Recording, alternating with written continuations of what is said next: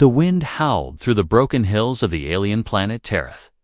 Dust danced like ghosts across the empty land. It was a cold night, even for this dry and dead world. Inside a small outpost shelter, human engineer Cole Rayner sat near his heater, sipping a cup of recycled water. His shuttle had crashed 3 days ago due to a storm surge. He was waiting for a recovery team. But no one had come yet. He'd started fixing the communication relay earlier that day, but by sunset, he gave up. He was tired, hungry, and alone. Then 3 soft knocks on the steel door. Not a loud banging, just gentle, like a child asking permission. Cole froze, placing his cup down slowly. No one should be out there. Not in this storm, not this late. Another knock, even softer, almost unsure. Cole grabbed his flashlight and unlatched the door. It creaked. Open slightly. What he saw made his heart skip. A woman stood there, not human, but unmistakably female. Her skin was a pale lavender color, bruised and weather-worn.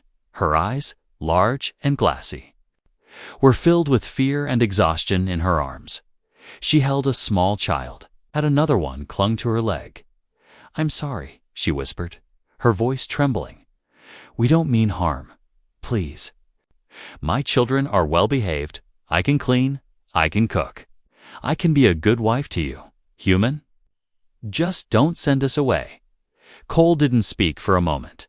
He looked behind her into the dark, wondering if it was a trick, but there was no movement. Just silence and wind. He stepped aside. "Come in," he said quietly. The alien woman entered. Slowly, as if expecting to be slapped or shot, the children followed without a word. Inside, Cole closed the door, bolting it. The woman stood by the heater, her hands shaking. She gently placed her child down, then looked at Cole, ready to serve. "You don't have to do anything," Cole said, confused and cautious. "I'm not looking for a wife. Just tell me what happened." The woman hesitated, then gave a small bow. "My name is Nyla," she said. "These are my children, Regi and Muna." Cole nodded. "I'm Cole." She looked around nervously. "Do you live alone?" "Yes," he replied. "It's just me." Nyla's shoulders relaxed just a little. She sat down, but only after he did. Her children huddled close to her, their eyes wide with quiet fear.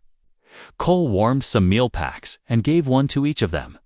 Nyla took it with both hands, like it was gold. She didn't eat first. She gave hers to the younger child. Only after both kids were full did she nibble on the leftovers. "You don't need to give your food away," Cole said gently. "They need it more," she replied, without looking up. There was silence for a while, just the sound of wind outside and soft chewing. Then Cole finally asked, "Why did you say that? About being a good wife?" Nyla looked up, slowly, her eyes filled with shame. "Because on this world, a woman alone with children has no value," she whispered. "They take us, use us, trade us, leave us," she continued, voice shaking. "Some men want us as slaves, others as toys.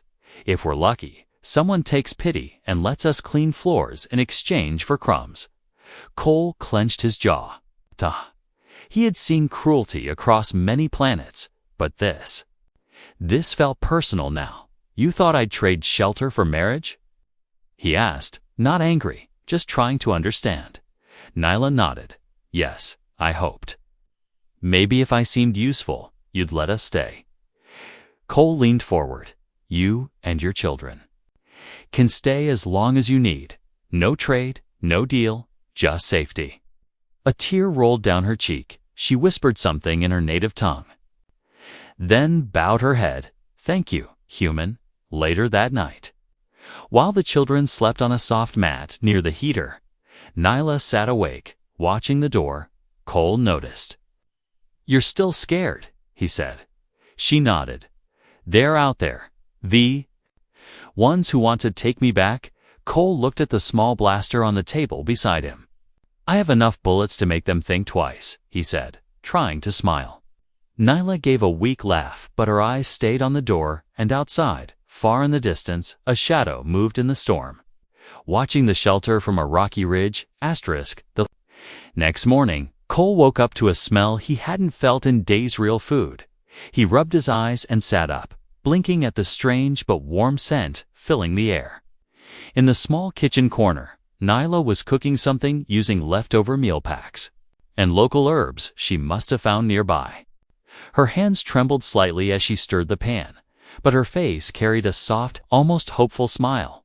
Her long, thin arms moved quickly, quietly, as if afraid to make too much noise. Regi and Muna, the two children, sat nearby, folding blankets and organizing their things like little soldiers. Cole stood up and walked over. "You didn't have to do this," he said. Surprised, Nyla turned, startled, almost spilling the pan. Then she smiled again, bowing her head. "You gave us shelter. I must repay with something." He shook his head gently. "You don't owe me anything." Nyla didn't argue. She simply returned to stirring. Her sleeves were patched, her skin bruised in places, and her eyes held that tired look of someone who hadn't slept well in weeks, but she still smiled. Even when her hands shook so hard she almost dropped the wooden spoon, Cole noticed the burn marks on her palms, older scars. Signs of past kitchen work, core punishment. He didn't ask, not yet. He just sat down and watched as the kids moved like they were trained to stay invisible. Regi looked at Cole, but quickly looked away when caught. Muna held her stuffed toy, just a rag with buttons for eyes, but she hugged it like it was treasure. Nyla served Cole a small bowl first, then fed the children before serving herself. The food tasted better than anything he'd had in weeks. "Even if it came from basic rations, you're a good cook," Cole said. Trying to ease the tension, Nyla bowed her head again. "My husband said that once, before he was taken." She paused, then added, "You speak softly, like he did." But softer still? Cole didn't know what to say to that, so he just nodded and finished his meal. Later, while Nyla cleaned the dishes in silence, Cole went out to check the external sensors. He frowned when he saw fresh footprints around the outpost, too big to belong to Nyla or the kids, and too many to be just wanderers. Someone had been circling during the night. Cole returned inside, wiping dust from his jacket. "Nyla," he asked, keeping his tone calm, "were you followed here?" She froze, then nodded slowly. "Maybe. We try to hide well, but sometimes they sniff us out." She sat down, holding her own arms like she was freezing. "They want to sell me back to the gangs." "Why?" Cole asked, trying to understand. "I was once a miner's wife," she said. "We had small land, water rights, but when he died, I had nothing but children." She looked up, her eyes distant. "They call women like me waste stock, useful only if claimed by someone stronger." Cole clenched his jaw again, that same tightness in his chest returning. He looked at the children, both of whom were playing quietly but listening closely. He hated that they were used to this, used to fear. Silence, survival. "You're safe here," he said finally. "I've got defense systems and a blaster. I believe you," Nyla said softly. "But they will come anyway, because you are only one." That night, Cole double-checked the security system. He repaired 2 motion sensors and calibrated the turret outside. Still, he didn't feel safe, not because of his own fear, but because now he wasn't just protecting himself. He had guests. No, he had people counting on him. Inside, Nyla helped the kids wash up using stored water. She sang something in her native tongue, a lullaby, quiet and gentle. The children fell asleep quickly beside the heater, bundled in worn blankets Cole had found in storage. When Nyla stepped into the main room again, she saw Cole still awake. He was cleaning his weapon, checking the charge, watching the door like a man waiting for a storm. "You don't sleep?" she asked, sitting across from him. He shook his head. Not tonight. Nyla pulled the scarf tighter around her thin shoulders. She stared into the heater's glow and whispered, "If they come, I take the children and run. Don't look back. I won't leave you behind," Cole said immediately. Nyla smiled, tired and warm. "You say that now, but when they knock with knives in hand?" "People change." Cole looked her in the eyes. "Maybe they do, but I'm not like most people." Nyla didn't respond right away. Then she whispered, "I hope you're not." Outside, the wind picked up again. Unseen eyes watched from far. Away figures hidden in the dust. Tomorrow they would come, but tonight? Cole kept the heater lit and the door locked, and across the small shelter, Nyla finally allowed herself to close her eyes. Just for a little while, just this once, she let herself believe in safety. The next morning came slow and quiet. The storm had passed, but the sky was still heavy with gray. Cole stepped outside to check the perimeter. Boots crunching against the frozen soil. Everything looked calm. The silence felt unnatural, like the world was holding its breath. Inside, Nyla packed the blankets neatly, instructing her children with soft whispers. She smiled when they obeyed, but there was tension behind her eyes. Her movements were careful, always measured, like she didn't want to break the fragile peace. Cole returned with a concerned look. "Something's wrong," he said quietly. No tracks, no wind, just stillness. Nyla stood near the table, clutching a small tin can she'd cleaned for storage. She looked up slowly. "It means they're close." Cole narrowed his eyes. "Who are they, exactly?" "You've mentioned them before, but who are they really?" Nyla sat down, her children moving behind her as if they knew what was coming. She took a deep breath. The kind that hurt when it came from old pain. "They are not a tribe, not an army, not even a gang," she began. "They are leftovers, men without law, soldiers without purpose, criminals who call themselves collectors. They hunt broken families," she continued, voice firm but low. "Widows, orphans, the sick, anyone without protection. They call it recycling. Like we're trash they pick up." Cole's fists clenched on the table, "And you ran from them." "I ran after they killed my husband," she said, eyes staring at a point far away. "He tried to fight them, tried to protect us. They beat him in front of Regi and Muna." Her voice cracked for just a second, but she didn't cry. "They chained me, dragged us to a transport center, said I was too healthy to waste. Said I'd fetch a good price, but there was a guard, an old one. He let us escape one night. He only gave us 2 minutes before he sounded the alarm. We've been running since then." Cole sat quietly, the fire between them crackling. The children didn't speak, but Muna pressed closer to her mothers, sighed, and Regi looked down at the floor, biting his lip. "You think they tracked you here?" Cole asked. "I know they did," she said. "They have sensors, bloodhounds. Spies, they always find me eventually." Cole looked at his comms panel, still damaged from the crash. He couldn't call for help yet, and even if he did, it might be days before anyone responded. "I'm not letting them take you," he said firmly. "You're not alone this time." Nyla gave a sad smile. "Thank you, human. But men always say that until the blades are at the door." He didn't argue, just stood up and checked the power levels on the defense turret again. "I'm not most men," he said softly as he walked out. That afternoon, Cole worked to finish repairs on the comms unit. Every time he looked up, he could see the children watching from the window. And once, just once, he caught Nyla wiping a tear before turning back to her chores. Inside, Nyla found a small broken datapad in the storage bin.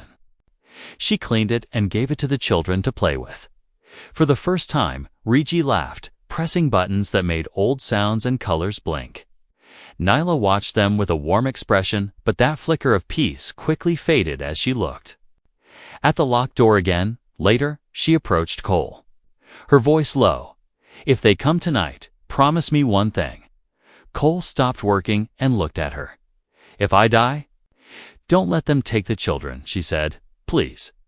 Even if you can't save me, save them." Cole's jaw tightened, and he stepped closer. "No one's dying," he said. "Not while I'm here." She stared into his eyes, searching. For doubt, for fear, for anything that would make her believe he might break. But what she found instead was something else entirely. Conviction. That night, the wind returned, not strong, but strange. Whispers carried in the breeze, like laughter. Too far to understand, Cole loaded his blaster and set up warning lights around the shelter. Every motion detector pinged clear, but he could feel it in his bones. Something was out there. Inside, Nyla pretended to sleep, lying near her children.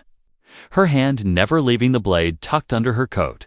She had lived too long in fear. To let herself relax fully, even now, even in safety. Her heart waited for the sound of boots, 4 chains rattling in the dark. Cole sat by the door, eyes heavy but open, and somewhere, deep in the night, the first sensor light blinked red once. Then turned off. Asterisk morning arrived with a cold silence. The sensor lights had blinked red for only a second the night before. But Cole hadn't forgotten. He didn't sleep a single minute. His eyes stayed locked on the door, hand gripping the blaster, waiting for movement, but nothing came. No sound, no attack, no sign. Just the heavy silence of something waiting. By mid-morning, Cole made a decision. He couldn't afford to sit and wait while danger closed in. He had to do something, make contact, or at least learn who was watching them. The local trade post was only 6 clicks away, small, unofficial market town run by ex-mercenaries and shady traders, not safe, but better than walking blind. He looked at Nyla, who was preparing food again. Her children sat quietly, as if sensing their mother's unease. "I need to go to the outpost," Cole said. "See if I can get information or a way to contact my people." Nyla's face tensed instantly. "They will be there," she said. "The ones who hunt me, they always go to the trade post." "I won't let them see me," Cole replied, "and I'll be careful." She didn't argue, only said, "If they learn you're with me, they won't just hurt you, they'll make you an example." Cole placed a hand on the old rifle beside the door. "Let them try," he said, and walked out into the morning dust. The trade post was a collection of rusted shelters, armored shacks, and loud, smelly vendors. Cole kept his hood low and face half covered. He moved through the crowd like a shadow, ears open for anything useful near the back of the outpost. In a low metal hut that smelled of oil and bad breath, he found Sarek. Sarek was a fixer, someone who traded in information and didn't care who got hurt. Cole stepped in, and Sarek raised an eyebrow. Well, a human on this rock. Must be lost or desperate, looking for repairs and information. Cole said, keeping it short. Sarek chuckled. "Always the same with your kind. You crash, you get scared. Then you make deals you shouldn't." Cole leaned in. "There's a woman with 2 kids being hunted. You know anything about a bounty on her?" Sarek blinked, then smirked. "Oh, that one," he said slowly. "Pretty little widow, right? Strong bloodline, 2 healthy brats. She's worth good credits to the Bonehands." "Bonehands?" Cole asked, fists clenching.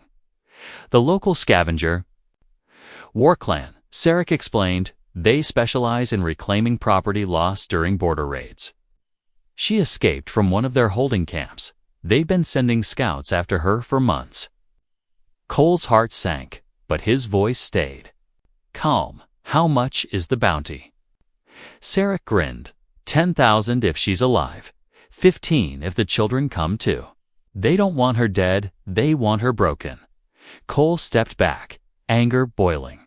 He needed a way to get Nyla and her kids off this rock fast. "I need a working transmitter," he said. Sarek scratched his chin. "I have one, but it's expensive. Unless we make a deal." "What kind of deal?" Sarek leaned closer, eyes sharp. You hand her over. I give you the transmitter and 5,000 credits. He smiled. You walk away with cash. Comes no blood on your hands. They take her back and everyone gets what they want. Cole stared at him, silent. Then he grabbed the edge of the table and leaned in so close. Sarek flinched. If you ever say that again, Cole growled, I'll rip out your tongue and feed it to your own generator. He turned and stormed out, fists tight, blood pounding in his ears. As he walked past the market stalls, he noticed something else: two figures dressed in mismatched armor. Following him at a distance, he quickened his pace, turned into a side alley, and climbed the back wall of a shack from the roof. He watched them stop, look around, and whisper something into a cum bead. They weren't just traders. They were Scouchbone hands. Like Sarek said, they knew. By the time Cole returned to the outpost, the sun was low. Nyla opened the door and stepped aside. Seeing the tension on his face, "You were right," he said. "They're here. And they're watching. They know you're a livant, now they might know you're with me." Nyla closed her eyes, holding her breath. "I'm sorry," she whispered. "You didn't ask for this." Cole placed a cum device down on the table. One he took from a dead satellite relay. "It doesn't matter now," he said. "We leave tonight." Before they come for us, Nyla looked at her sleeping children, then at Cole. "Why?" she asked softly. "Why risk everything for us?" Cole stared at her, eyes steady. "Because I made a deal today, the only one that mattered," he said.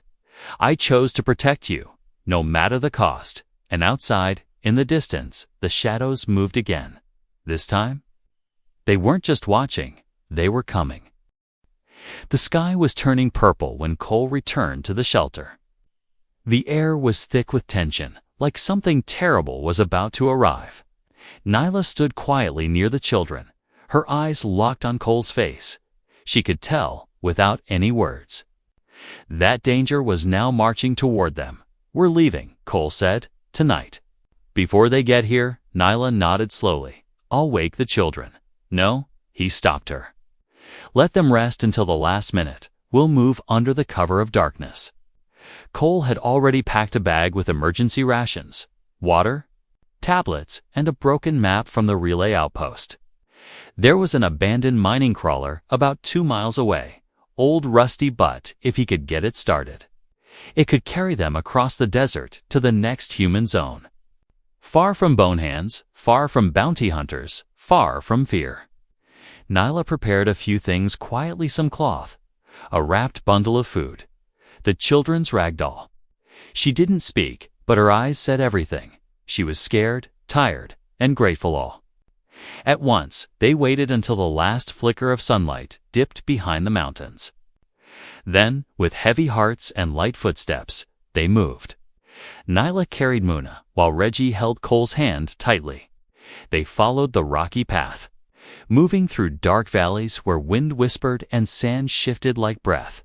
Cole led them carefully, watching every shadow, his blaster ready. After nearly an hour of walking, they reached the mining field. There it was, the old crawler, half buried in sand and dust. Its surface was covered in rust, one wheel missing, but its engine core looked intact. Cole climbed inside and began working quickly. The kids huddled beside Nyla as she kept watch, her blade hidden under her sleeve. "Do you think it will run?" she asked. "It has to," Cole replied. Sweat on his brow, he rewired the power core, bypassed the ignition locks, and hit the manual spark. The crawler roared to life with a loud, choking growl.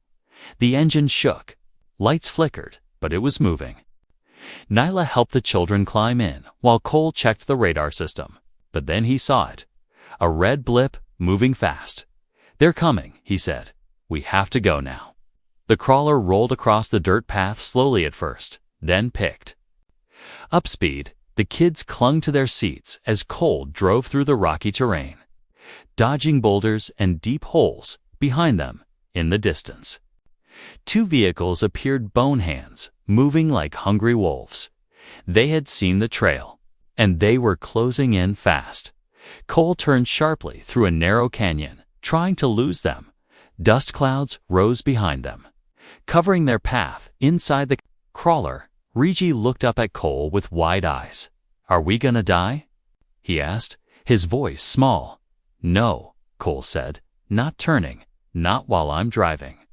Muna started to cry softly, hiding her face in her mother's lap. Nyla stroked her hair gently, humming that same lullaby as before. Even in fear, she found strength in her children. Suddenly, a shot rang out. One of the bonehands fired a blast that hit the back of the crawler.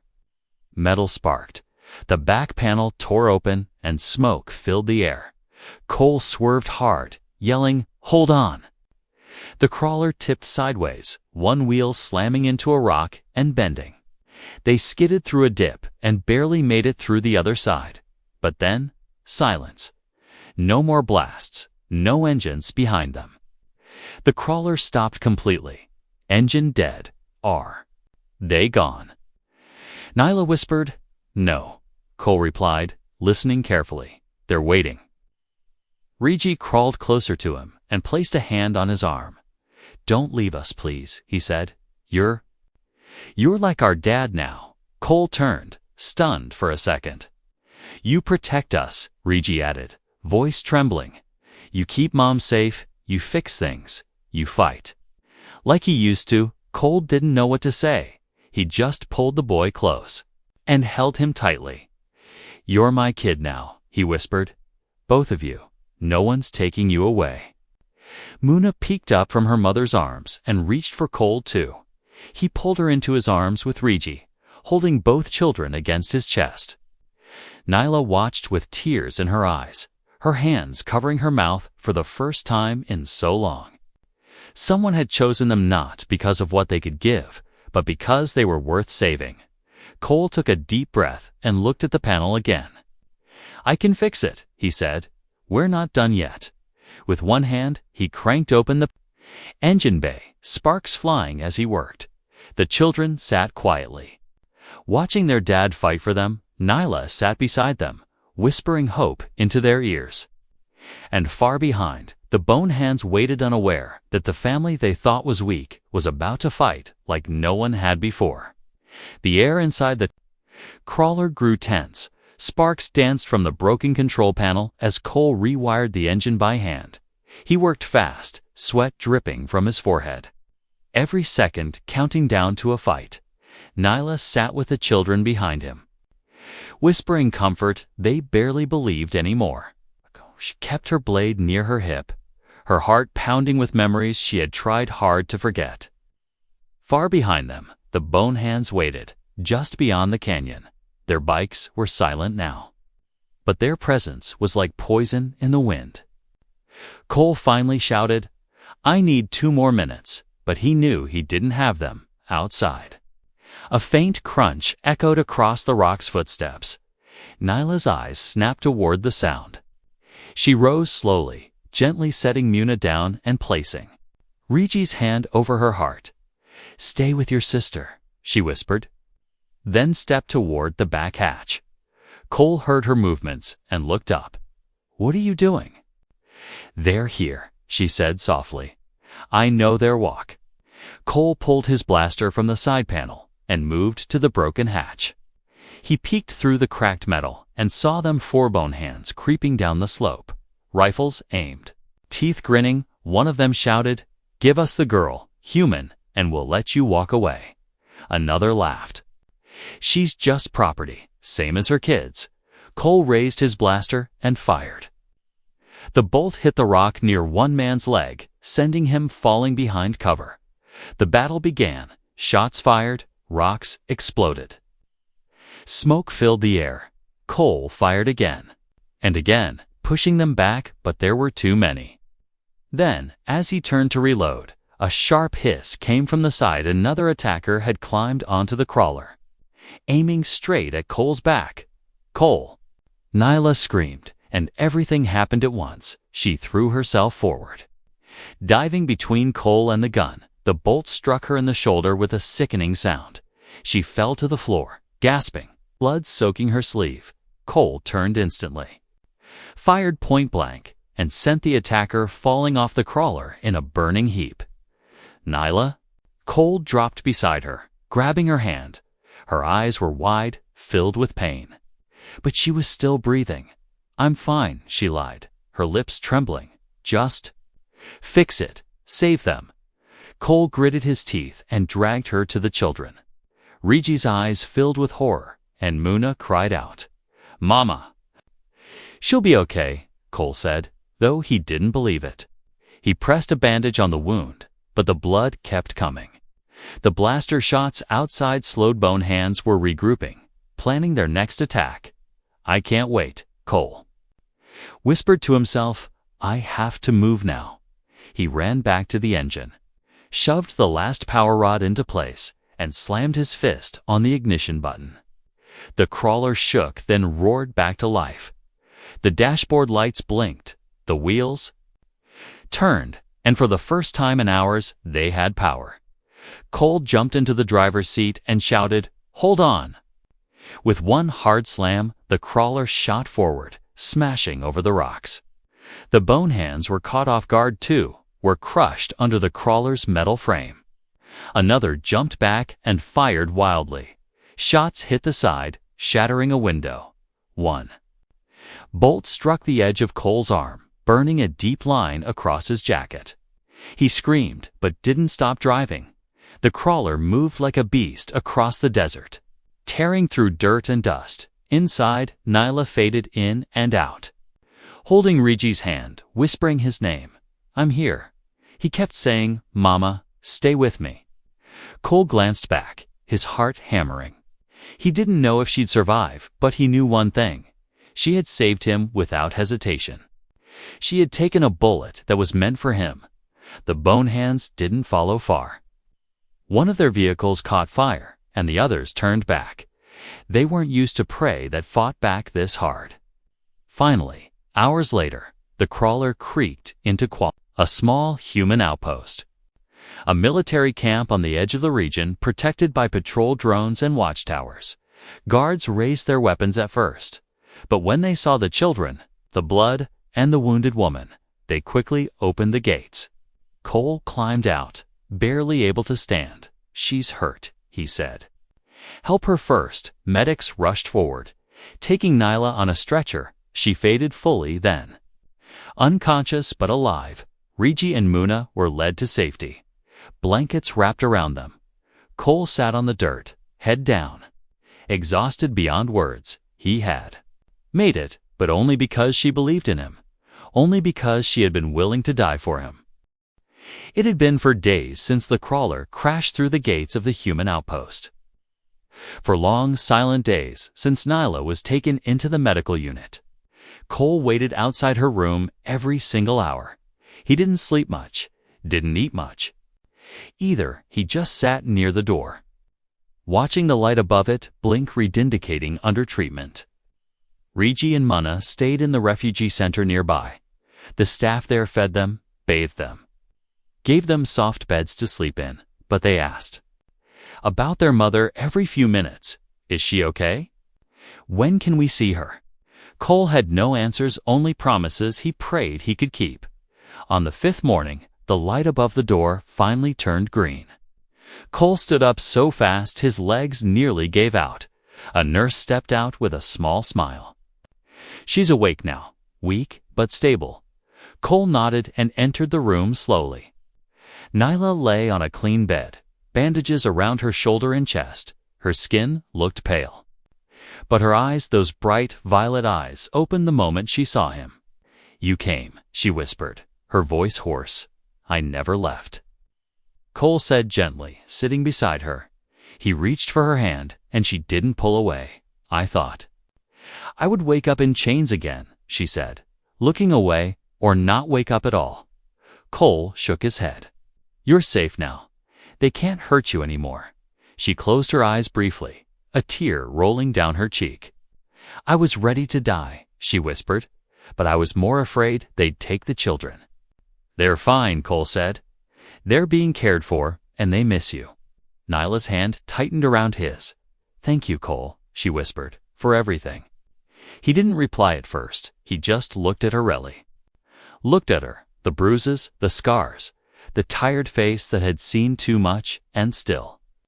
She smiled at him like he was the first light in her long, dark tunnel. "I've seen a lot in my life," he said finally. "But I've never met anyone braver than you." Nyla's lips trembled. "I only did what I had to do." Cole shook his head. "No, you did what most people couldn't. You survived, you protected your kids, and you saved me." A silence followed, soft and full, not awkward, but deep. Like two hearts quietly understanding each other. Then Nyla whispered, "Do you remember what I said the first night?" Cole smiled. "About being a good wife." She nodded slowly. "I meant it, but not like that anymore." He tilted his head. "What do you mean?" She looked into his eyes. "I didn't understand love back then. I just wanted safety. But now, I want you. Not out of fear, not out of debt, out of choice." Cole felt something shift inside him. A warmth that rose from his chest to his throat. He had been alone for so long, never thinking about family. And yet, now, it was standing right in front of him, wrapped in bandages and quiet courage. "You're not just my wife," he whispered. "You're my home." Tears filled her eyes again, but this time they fell without pain. She reached up and touched his cheek, smiling softly. "And you're theirs now too." She said, "You're their father." He nodded, unable to speak. But his heart screamed yes louder than any vow could ever shout. Weeks passed, and Nyla healed slowly. The military cleared her name, marked her as a protected civilian under human care. The bone hands were scattered and disbanded by human patrols. They would not return. Cole used his connections to build a home at the edge of the outpost. It's not too far from safety, but not crowded either. A place with space, peace, and warm light. Regi helped him paint the walls. Muna picked flowers every morning for the table. And Nyla cooked again, but this time with laughter and no fear. One evening, as the sun dipped low, casting golden light across the field, the family sat outside, watching birds fly in the distance. Muna sat on Cole's lap, playing with his fingers. Regi leaned against his side, listening to Nyla hum an old song. "You know," Nyla said with a soft smile, "this is the first time I've heard my children laugh without looking over their shoulders." Cole looked at them all and said, "This is what freedom sounds like." She reached out, took his hand, and placed it over her heart. "You gave us this." He shook his head. "You gave me purpose." The stars appeared above, and the children soon drifted to sleep under a blanket of safety. And there, under the stars of a once cruel world, a broken family became whole again. Not by blood, but by choice, by love, by courage, and for Cole, the once lonely human, he finally understood what it meant to be truly needed, truly loved, not just as a protector, not just as a friend, but as a father and a husband, forever.